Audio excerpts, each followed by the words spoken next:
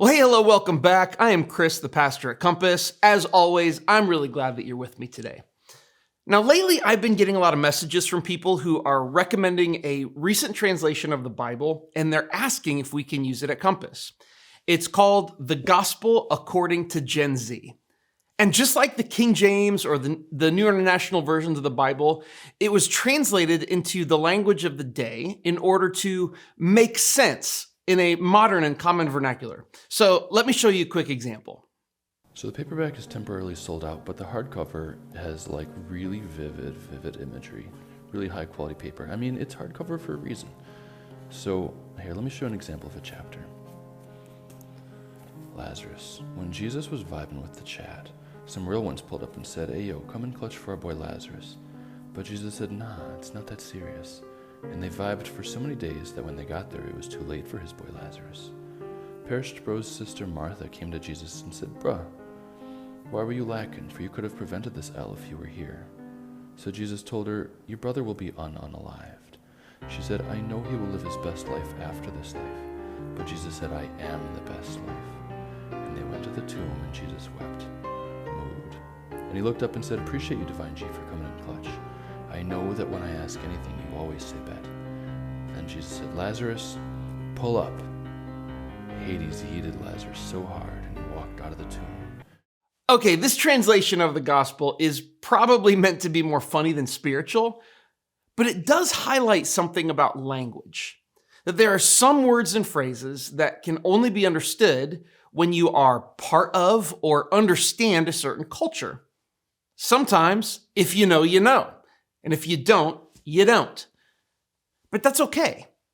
You may not understand what it means when your kid says something slaps, but they have no idea what it means when you talk about making a collect call, which just highlights what language means in the context and culture in which that language is used. Now, today, as we continue exploring what we want, need, and think we deserve from God, we're going to look at a very small section of Matthew's gospel, not in the Gen Z version, but we're going to look at a passage that makes more sense when we understand the language that's behind it. And we're going to start in Matthew 21:15. "The blind and lame came to him in the temple, and he healed them. The leading priests and the teachers of religious law saw these wonderful miracles, but the leaders were indignant." Now, just for background, Jesus has come into Jerusalem to celebrate the Passover festival, along with thousands of other Jewish pilgrims. This is also the final week of Jesus' life, and most of it was spent in the temple teaching. Now, while he was there, he was not making friends with the religious leaders. He just created a huge scene by flipping over the tables of the money changers and the salesmen of animals for sacrifice. And now Jesus has done something else to make the leading priests and scribes angry and indignant. He healed people who were blind and lame.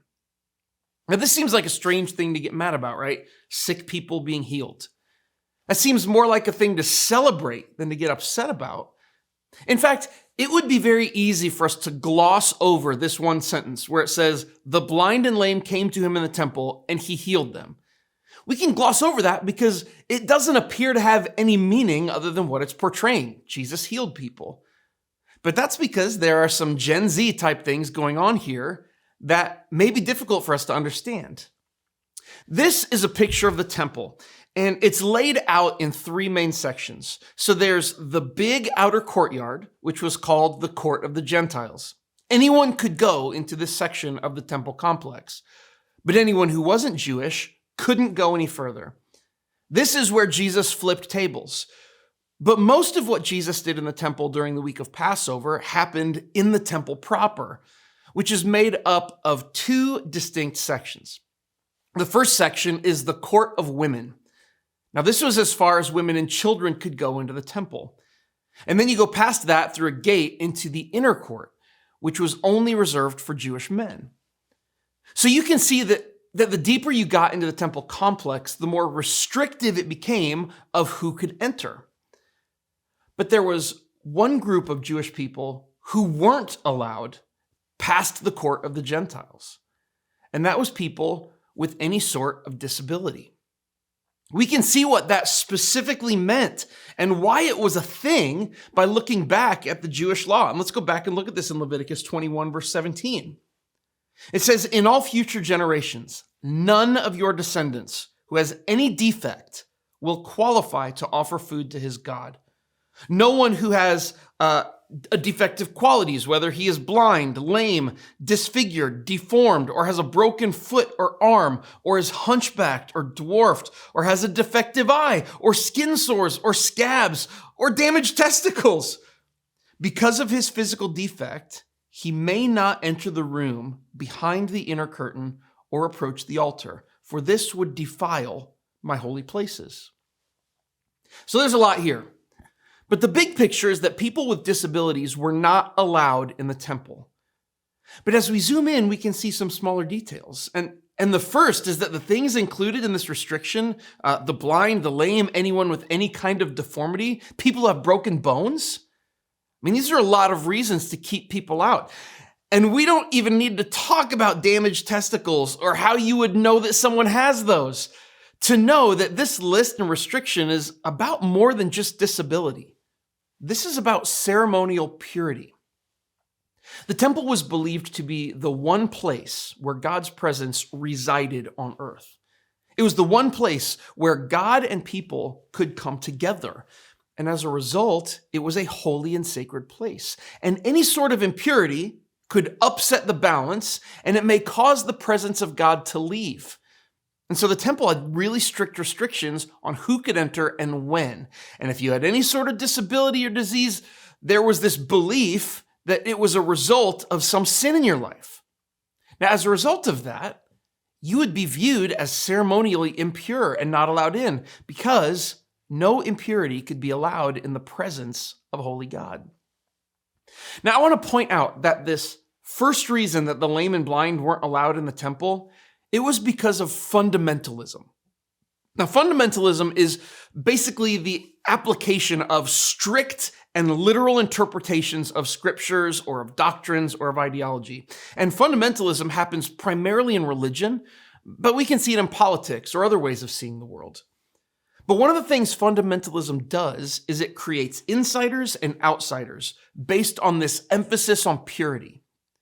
If you believe and apply what we believe, you are in and pure. And if you don't, you are out and impure.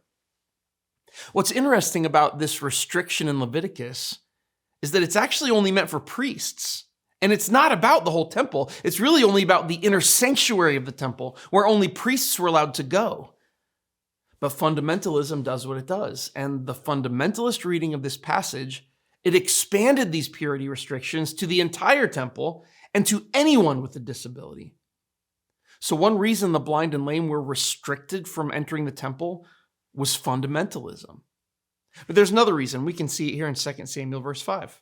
Verse 6 says, "David then led his men to Jerusalem to fight against the Jebusites, the original inhabitants of the land who were living there.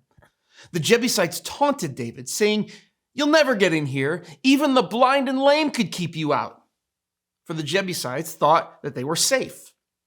But David captured the fortress of Zion, which is now called the City of David. And on the day of the attack, David said to his troops, 'I hate those lame and blind Jebusites.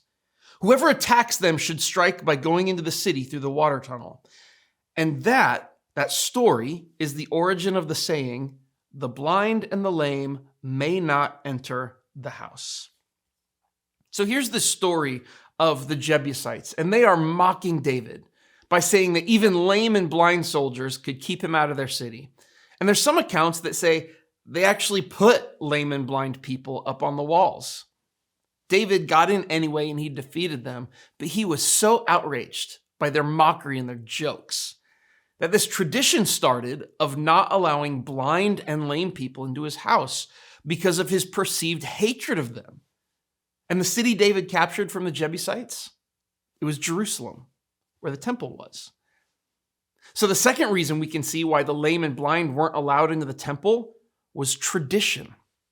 The tradition that lame and blind people weren't allowed into the house, which eventually became understood as the temple. And this tradition had been followed for hundreds of years. So now we know a couple things that maybe we didn't know before.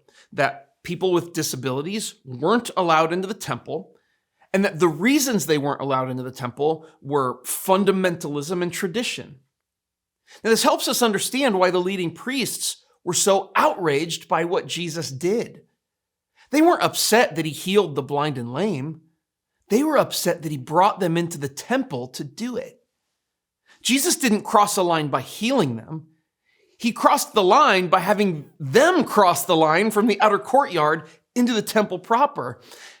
See, the religious leaders were more concerned with the defilement of the temple than they were the welfare of the sick and the disabled. They were more interested in protecting the practices of their ancestors than they were in adapting to the needs of people in a changing world. They wanted a God who was holy, who only welcomed those who were pure, like they were pure. They thought people deserved a God who punished sinners and excluded those who were impure. But Jesus wasn't who they wanted or deserved. He was who they needed.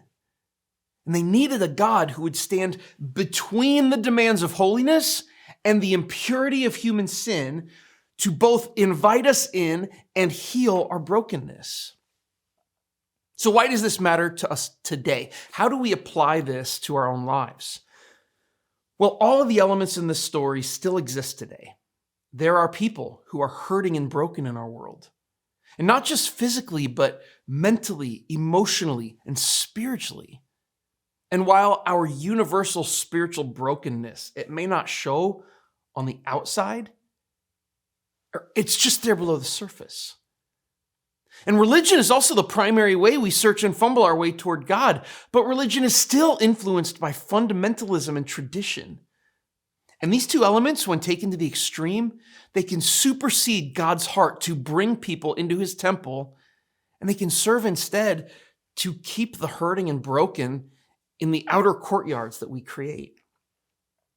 Religion that's rooted in fundamentalism, it will always create in-groups and out-groups of people based on purity demands. And religion that's rooted in tradition, it's always going to seek to protect and defend the way things have always been done. And both of these approaches, they'll be done at the expense of people who need help and healing. But religion that's rooted in Jesus will always invite people in and offer them help and healing, even if it comes at the expense of purity requirements or of religious tradition. Because Jesus puts the good of people before the practice of religion. And not only that, he redefines the practice of religion from following rules and tradition into the caring for orphans and widows, for the poor and the sick, for the lame and the blind. The people that fundamentalism makes outsiders of, and the people that tradition has excluded as the world has changed. Which brings us to the one last thing that I want us to see. It's that Jesus invited the blind and lame into the temple in violation of a fundamentalist approach to the Jewish scriptures. And he invited them in a rejection of the religious tradition that existed for hundreds of years. But it wasn't just about including them in the life of the temple. Because after he invited them in, he healed them. He made them whole. He changed them. You see, Jesus didn't just come to create a world where everyone has a seat at the table, even though he does that. Rather, he came to heal us, to heal the defects in our broken souls that have been caused by sin in our hearts and the evil in this world. And this is the main thing I want you to take away today. Jesus changes us after he invites us in. It's not enough for us to be on the inside but stay as we are. The purpose of his invitation is to free us from the disability caused by sin. Now, this may be hard for some people because no one wants to acknowledge our sin and brokenness. Most of us just simply want a God who will just let us in as we are with no exceptions. Some of us think we deserve a spot at the table in spite of our sin and brokenness. But Jesus knows what we need.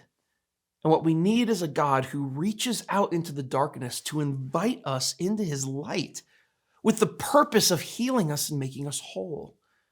Who removes the artificial boundaries of fundamentalism and tradition that we build up to worship him, but that keeps people both from inclusion and spiritual healing. We want a God who will just let us in with no expectations. We deserve a God who won't because he's holy and we aren't. But we need a God who will always change us in ways that we can't on our own as we accept his invitation to come in. If you're a person whose fundamentalism and adherence to tradition is keeping people from being healed, it's time to let those things go. Rather than be a barrier to what God wants to do in people's lives, you need to become an inviter like Jesus was. And if you're a person who's broken, disabled by the choices you've made or by the evil inflicted on you by this world, Jesus wants to heal your soul. He's inviting you in not just to fill a seat in a church, but to change you by repairing the deformity that sin causes in our lives and restoring you to a full relationship with a God who desperately loves you. Because Jesus changes us after he invites us in, and that invitation is for you today. So may we see and tear down the fundamentalism and the traditions that may be keeping us and others from fully knowing God. And may we embrace the invitation of Jesus to come and experience the healing and change that only comes from him as we live like Jesus lived, think like he thought, and do what he taught. Thanks for joining me, and I'll see you next time.